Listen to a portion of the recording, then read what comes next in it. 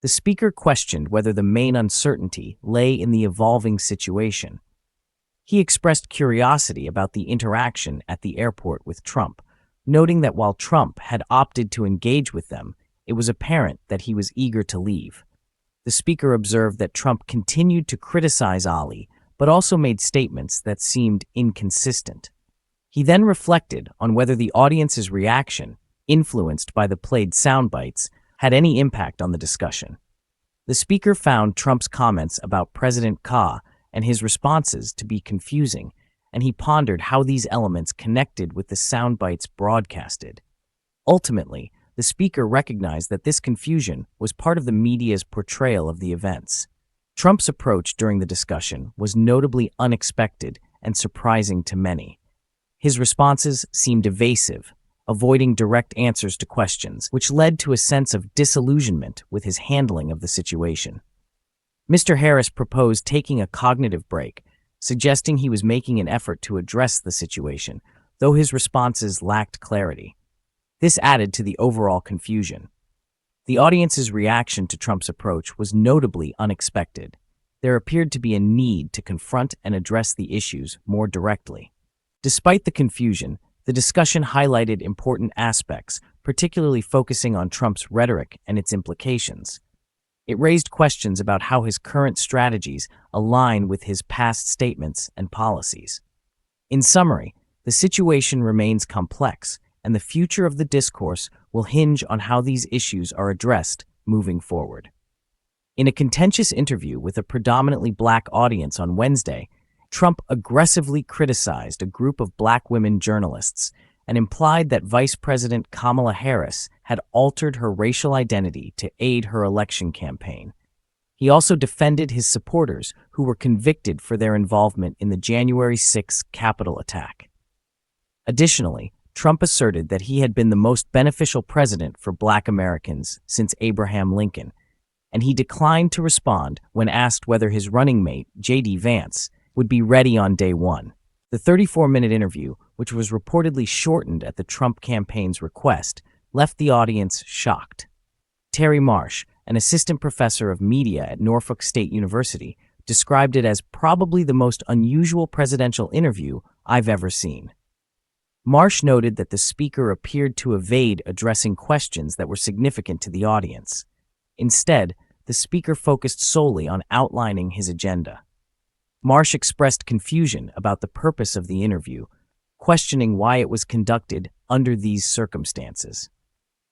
Trump addressed a predominantly black audience at a time when both he and Harris have intensified their campaign efforts by increasing their public appearances and launching new advertisements.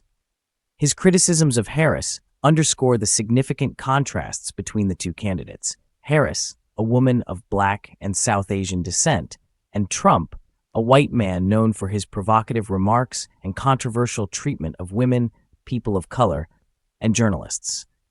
This contrast highlights the differing backgrounds and reputations of the candidates. Shortly after the former president took his place on stage, he started a confrontation with Rachel Scott, the senior congressional correspondent for ABC News. Scott was moderating the event alongside Fox News anchor Harris Faulkner and Semaphore political reporter Katia Goba. Notably, all three moderators are black women, a group that the former president has often criticized in the past.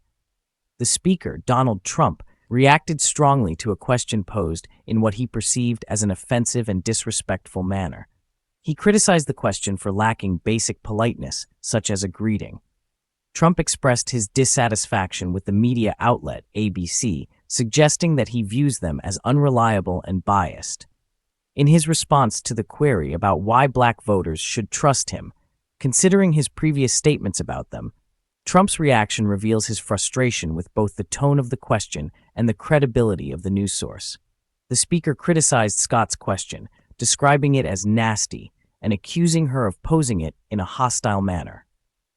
Back in 2018, then Nabj President Sarah Glover had condemned Trump for verbally abusing journalists, particularly for his derogatory comments directed at April Ryan, Abby Phillip, and Yamiche Alcindor, describing such behavior as appalling and irresponsible. On Wednesday, Trump claimed to have been the most beneficial president for the black community since Abraham Lincoln. He also criticized the organization for starting their panel late, attributing the delay to technical issues with their equipment.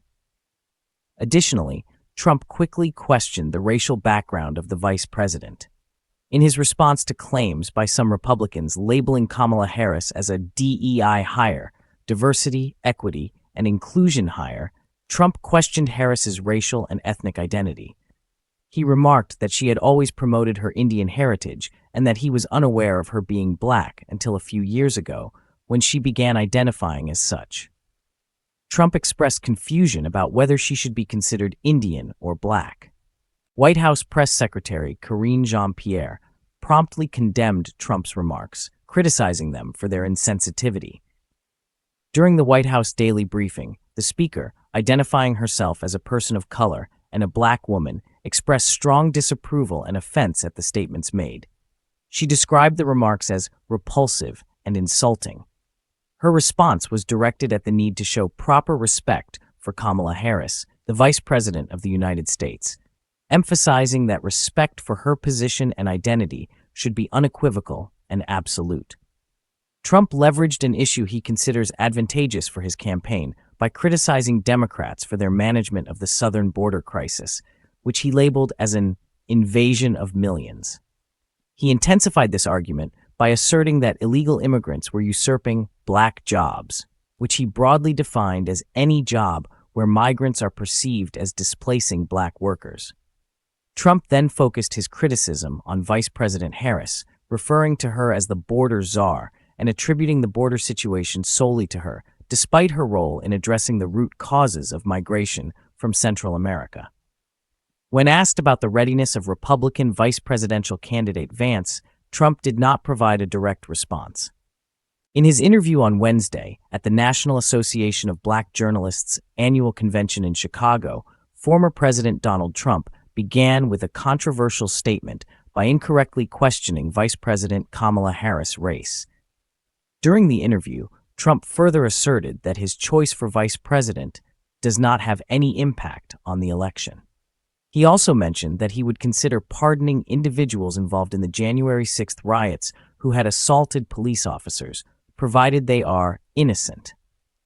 At the event, a panel consisting of ABC News senior congressional correspondent Rachel Scott, Fox News anchor Harris Faulkner, and Semaphore political reporter Katia Goba conducted an on-stage interview with Donald Trump.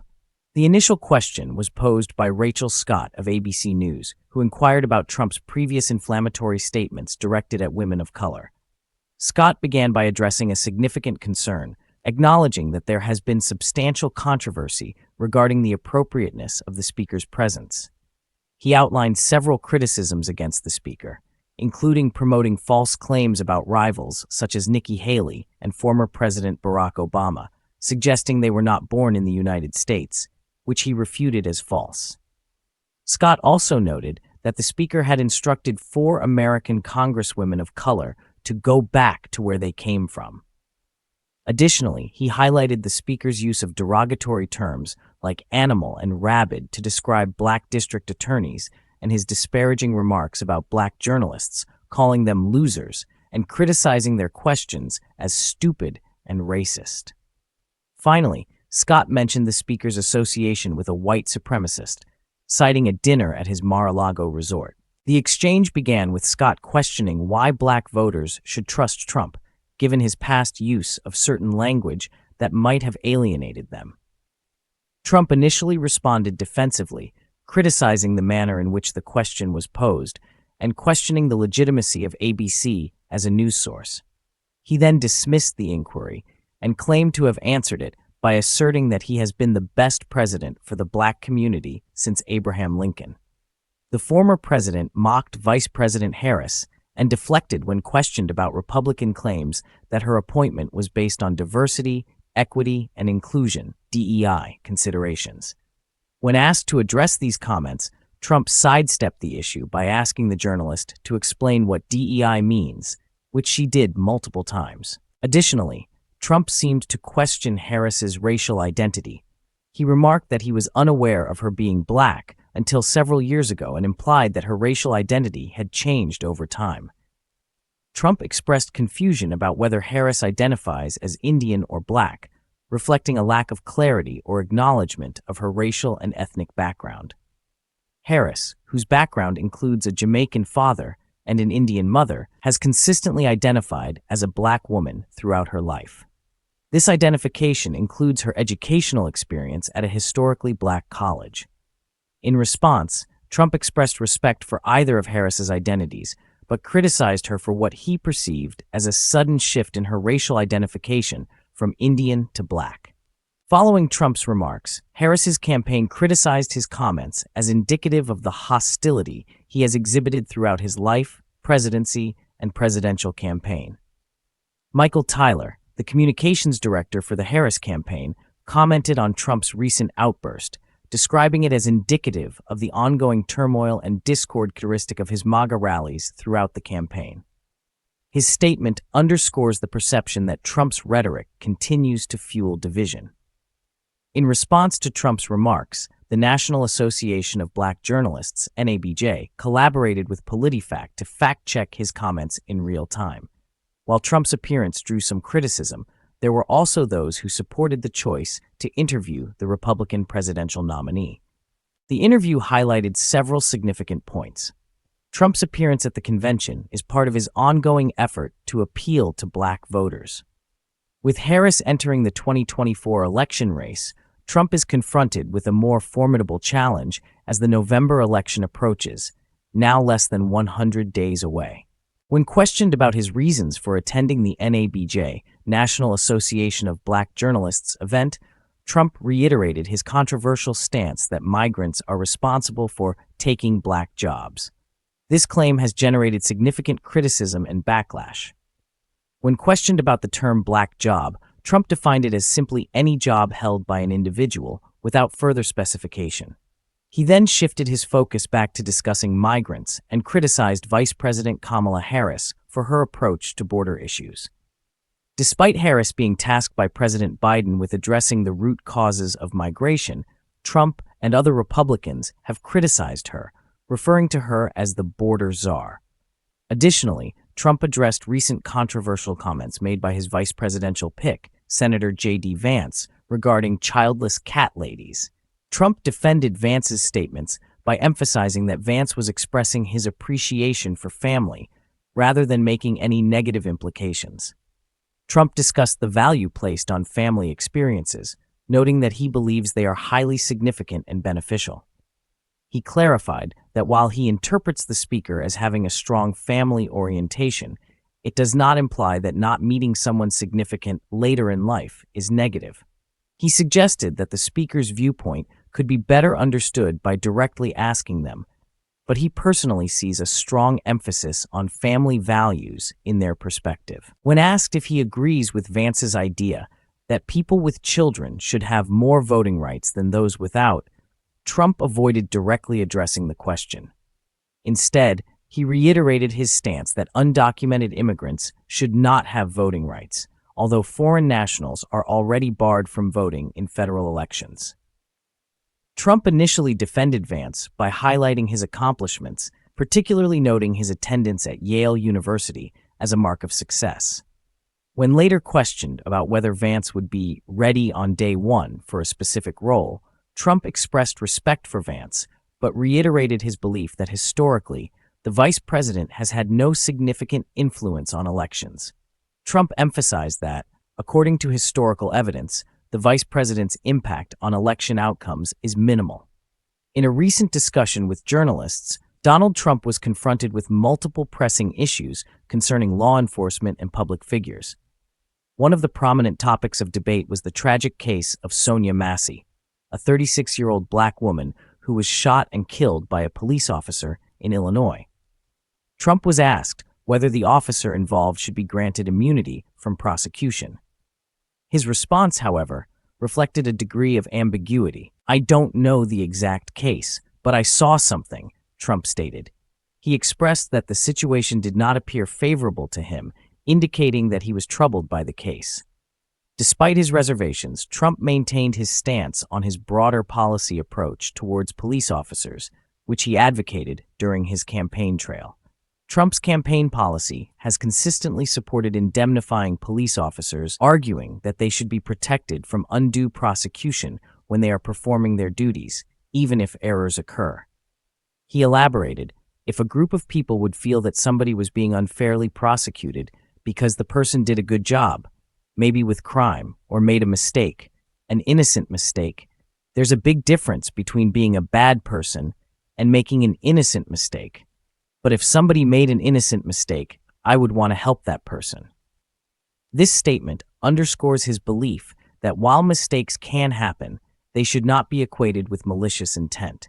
When pressed further about how to differentiate between deliberate misconduct and innocent errors, Trump struggled to provide a clear framework. Instead, he praised the difficult nature of police work, emphasizing the challenges officers face in their roles. This response illustrates a broader reluctance to delve into the specifics of accountability in law enforcement, focusing instead on general support for police officers. As Trump continues his presidential campaign, age has become a focal point of public scrutiny. Given that he is the oldest candidate in the race, questions about his health and cognitive abilities have surfaced. When asked if he would step down should his health decline, Trump was unequivocal in his response. Absolutely, if I thought I was failing in some way. This admission reflects a recognition of the physical demands of the presidency and his willingness to prioritize the country's leadership stability over personal ambition. In the same breath, Trump advocated for cognitive testing for presidential candidates, proposing that such evaluations would ensure candidates are fit for office. I want anybody running for president to take an aptitude test, to take a cognitive test. I think it is a great idea, and I took 2 of them, and I aced them, Trump claimed. He expressed a willingness to publicly disclose his cognitive test results, while also suggesting that Vice President Kamala Harris and President Joe Biden should undergo similar evaluations. In response to a direct question from ABC's Scott about whether Harris would pass a cognitive test, Trump made unfounded claims regarding her bar exam results. He erroneously suggested that Harris had not passed her bar exam, despite the fact that it was only her first attempt that she did not pass.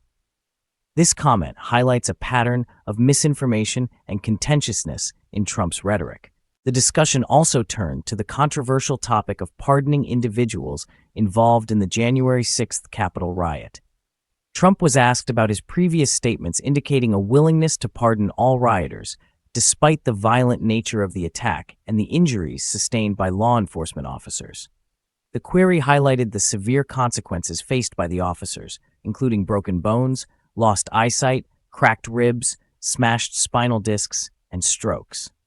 Initially, Trump avoided addressing the specific question about the rioters who assaulted officers. Instead, he attempted to draw a parallel with other recent protests, such as those against the war in Gaza, asserting that if those protesters were Republicans, they would face legal repercussions. This comparison, however, did little to address the core issue of the Capitol riot. When pressed directly about whether he would pardon individuals convicted of assaulting police officers during the riot, Trump reaffirmed his position. Absolutely, I would. If they're innocent, I would pardon them.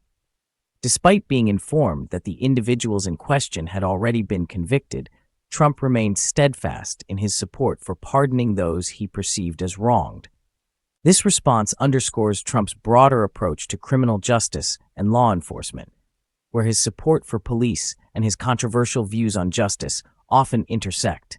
His reluctance to critically engage with the specifics of the Capitol riot and his tendency to focus on broader narratives reflect a complex and often divisive approach to governance and public discourse. Overall, the discussion reveals significant insights into Trump's policies and perspectives, illustrating his stance on law enforcement, cognitive testing, and criminal justice. His responses to these issues reflect both his broader campaign themes and his specific responses to current events, highlighting the ongoing debates and controversies surrounding his political positions. In a contentious interview with Black reporters on Wednesday, former President Donald Trump escalated his attacks on Vice President Kamala Harris's racial identity. He accused Harris of previously concealing her Black heritage, which she has prominently highlighted throughout her career. During the approximately 35-minute interview, Trump provoked audible gasps and disbelieving laughter as he criticized a black reporter for questioning his past offensive remarks. He made false claims about undocumented immigrants taking attendees' votes and suggested that Harris had originally identified as Indian before suddenly turning into a black person. By the end of the day, Trump had intensified his attacks with a social media post insinuating that Kamala Harris, who is both black and Indian American, had disavowed her black identity. He made this claim based on a past instance where she referred to herself as Indian while discussing Indian cuisine. In response, Harris, who is a member of a historically black sorority, addressed Trump's remarks in a speech delivered to a group of black women at another sorority's convention. She criticized Trump for perpetuating division and disrespect, asserting that the American people deserve a leader who upholds truth and does not react with hostility and anger when presented with factual information. Earlier at a convention of black journalists in Chicago, the scene highlighted how Donald Trump's comments, often filled with falsehoods and sensationalism, have negatively impacted his campaign's efforts to attract black voters who typically support Democrats. The former president has a history of making inflammatory and sometimes racist remarks about black Americans, which have been widely condemned. On Wednesday, Trump became defensive when asked to address these comments, dismissing the questions as rude and nasty. When questioned about some of his supporters referring to Kamala Harris as a DEI hire in a derogatory manner, Trump challenged the moderators to define the term before pivoting to an attack on Harris's race. He alleged that Harris previously only emphasized her Indian heritage, despite the moderator pointing out that she has consistently acknowledged and embraced her black identity. At the National Association of Black Journalists convention in Chicago, Rachel Scott from ABC News opened the Q&A session by addressing several key issues. She highlighted Trump's derogatory remarks directed at black prosecutors, his persistent and unfounded claims that America's first black president was born in Africa, and his controversial statements suggesting that 4 minority congresswomen should go back to their countries of origin. In the exchange, Scott questioned why black voters should trust Trump given his use of derogatory language. Trump responded by expressing his dissatisfaction with the manner in which the question was posed, describing it as horrible and the interview as disgraceful. He criticized the rude introduction and claimed that the event was organized under false pretense, as he had anticipated his opponent's presence and was displeased with the delay in starting. Additionally, Trump made a controversial comment about Harris, stating that she was Indian all the way before becoming a black person, which reflects his contentious perspective on her racial identity. The speaker, while addressing a question, suggested that an issue should be further investigated, indicating a concern for thorough scrutiny. He continued to mispronounce Harris's first name, which many view as disrespectful and an attempt to marginalize her. In response, Doug Emhoff, Harris's husband, criticized Trump during a fundraiser in Maine. Emhoff described Trump as a worse version of an already horrible person, condemning his remarks as insulting and indicative of poor character. Emhoff firmly stated that Trump should never return to the White House, expressing strong disapproval of the negative behavior and lack of integrity displayed. At a White House press briefing held concurrently with Trump's interview, there was a noticeable reaction when a reporter read Trump's remarks about Vice President Harris to Press Secretary Karine Jean-Pierre, who is the first black person to hold the role. Jean-Pierre responded with a shocked, "Wow," describing Trump's comments as repulsive and asserting that no one has the right to dictate someone else's identity or self-definition.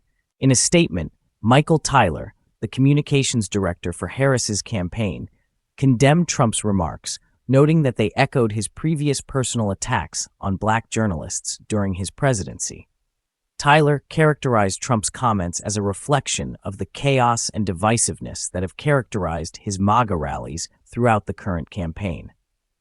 On Wednesday, both Trump and Harris were scheduled to target black voters as Democrats aim to reinvigorate this key constituency and thwart any potential GOP advances. Republicans are keen to improve their standing with black voters, particularly black men, buoyed by polls indicating diminishing support for President Biden. Trump's schedule for the day reflected his ongoing strategy to erode the Democrats' traditional stronghold among black Americans. However, Trump may face increased difficulties now that Biden has withdrawn from the 2024 race, allowing Harris to head the Democratic ticket. In Chicago, Trump's tendency to resort to personal attacks rather than focusing on policy issues became evident, contrasting with the Republican strategy to emphasize policy over personality. Several of Trump's black Republican allies in Congress, including Rep. Byron Donalds from Florida, defended him against criticisms. Additionally, P. Ray Easley, a 36-year-old Trump supporter and conservative radio host who was a guest at the Trump campaign event in Chicago, praised Trump's performance in what he described as a challenging situation. However, other members of the GOP reacted to inquiries about Trump's comments by broadly suggesting that he should redirect his focus to other issues. Senator John Thune of South Dakota, the second-ranking Republican in the Senate and a candidate to lead his party's caucus, emphasized that the campaign should primarily focus on substantive issues. When asked about whether he questioned the racial identity of Vice President Kamala Harris, Trump's running mate, Senator J.D. Vance from Ohio, responded that the former president's recent comments